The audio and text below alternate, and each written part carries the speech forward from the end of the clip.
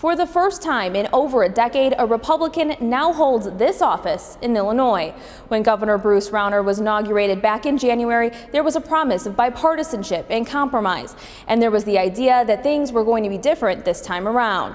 But now the state enters month 2 without a budget, and it doesn't seem like a compromise is coming anytime soon. And unfortunately, because so much of the budget has been set, the governor has very little flexibility, and the flexibility that he has control over at this point are areas that could be very painful for people.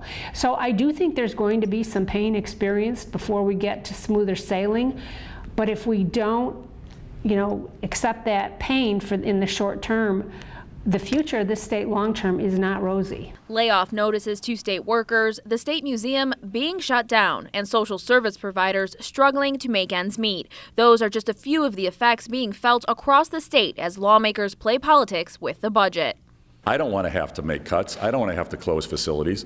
I've recommended reforms, and I've said I'm open to revenue changes, et cetera. And so far, all the folks have done is pass an unbalanced budget, given us no resources, and it's just more. And we've been doing this in Illinois for years. This is not the first time. This last year was not the first time. We are constantly kicking the can, not reforming, and not passing true balanced budgets. We've just got to change, and now's the time. Governor Rauner has said he's willing to consider a tax increase to support the state's current levels of spending if Democrats pass 5 pieces of reforms he's calling the turnaround agenda.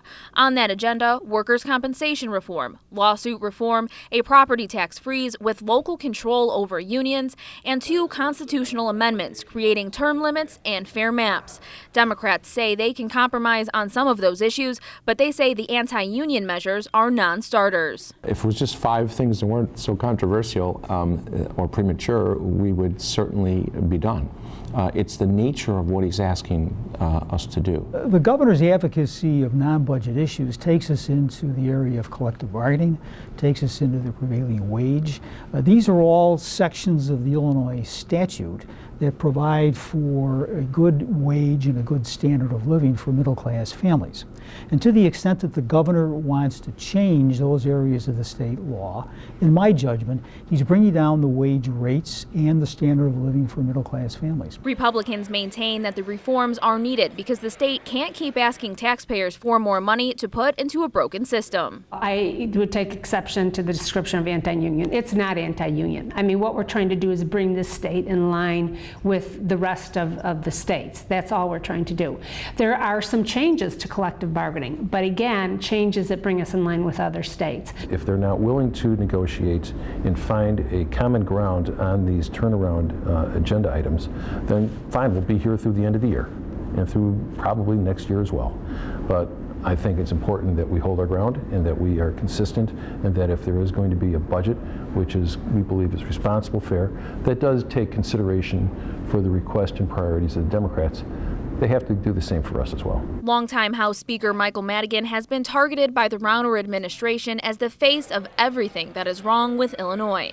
TV ads targeted the speaker, and press releases often cite Speaker Madigan and the politicians he controls as the problem.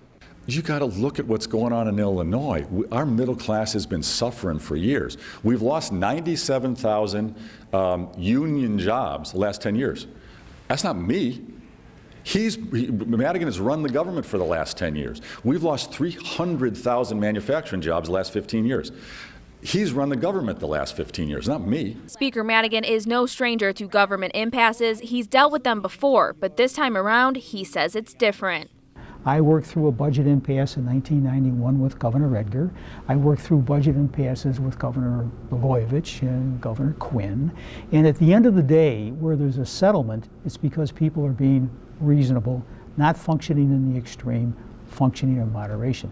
That's what we need Governor Rauner to do. The Senate's top Democrat says more pressure is coming once the state's political mess turns into fiscal trouble for the state's already ailing credit rating. We're going to be downgraded.